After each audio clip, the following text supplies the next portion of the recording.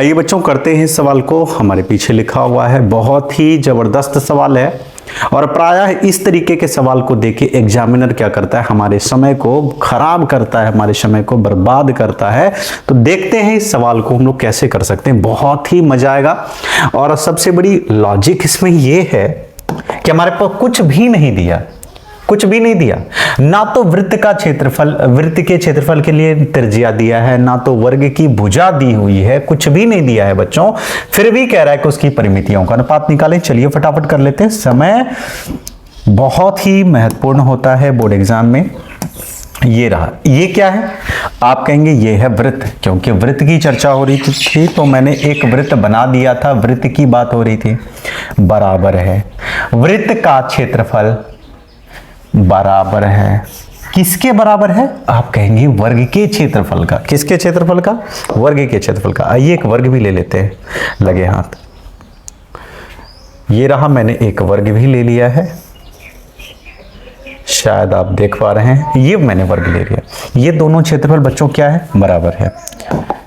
ठीक है, करते हैं बराबर। तो इसकी त्रिज्या को आप मान लीजिए, माना कि इसकी त्रिज्या होगी, नहीं दी है तो कितनी है, r है, ठीक है। और इसकी भुजा, चूंकि वर्ग की सभी भुजा क्या होती है बच्चों, बराबर होती है। क्या होती है, वर्ग की सभी भुजा बराबर होती है, इसका विशेष ध्यान रखेंगे, सभी भुजाएं बराबर होती है। तो दोनों का क्षेत्रफल बराबर है, दोनों का क्षेत्रफल क्या है, बराबर है।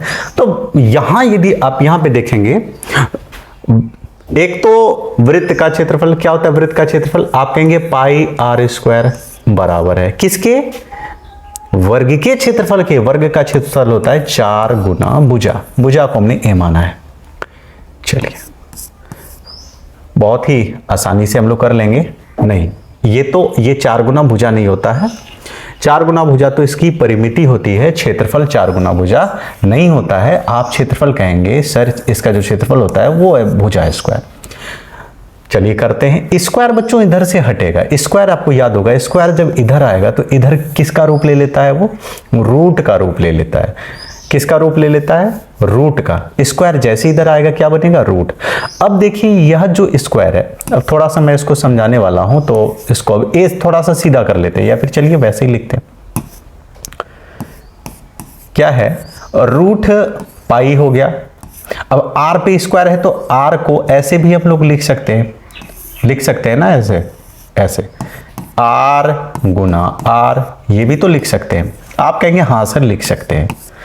और क्या है, हम लोग जानते हैं जिसका जोड़ा मिल जाए वो बेचारा बाहर, जिसका नहीं मिला वो भीतर, तो पाही भीतर ही रह गया।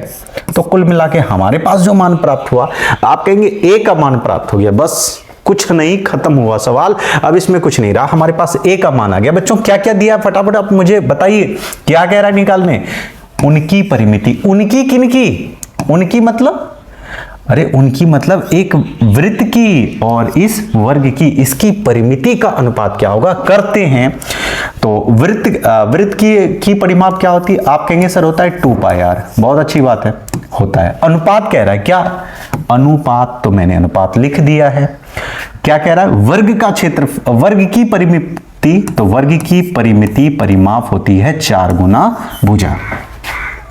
चलिए फटाफट मान रख लेते हैं। तो त्रिज्या तो बच्चों हम लोगों ने r ही माना है, क्या माना है, r, त्रिज्या को हम लोगों ने r ही माना है, लेकिन a हमारा कुछ आया है। a कितना है, आप कहेंगे सर r रूट में पाई, r रूट में पाई। चलिए देखिए, r से r कट गया, ये r से r कट गया, हाँ कट गया। ये 2 का 2 से 4 कट गया, कितने बार में, 2 बार में। अब यहाँ क्या है, पाई है। बच्चों याद रखिएगा, इस पाई को हम लिख सकते हैं, एक पाई है ना, इसको लिख सकते हैं पाई, रूट पाई गुना रूट पाई।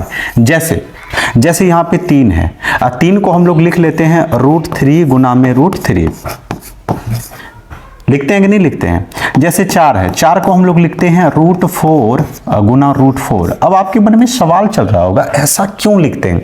नए नए बच्चे आते हैं, उसको पता नहीं चलता वो, तो ये देखिए क्यों आते हैं।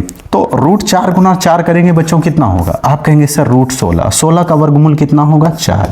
तो इसीलिए बच्चों 4 को हम लोग √4 गुना √4 लिखते हैं, और 3 को √3 और √3 इस तरीके से लिख देते हैं। ठीक उसी प्रकार पाई को लिख सकते हैं √पाई गुना में √पाई। किसी को कोई दिक्कत है?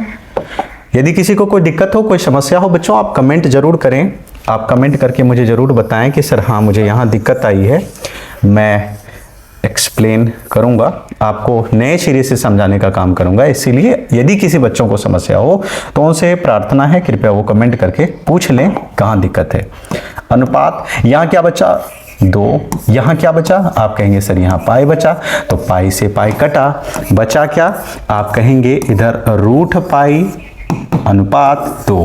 तो ये हमारा राइट आंसर। तो अब कहेंगे इसमें ऑप्शन कहाँ है वो?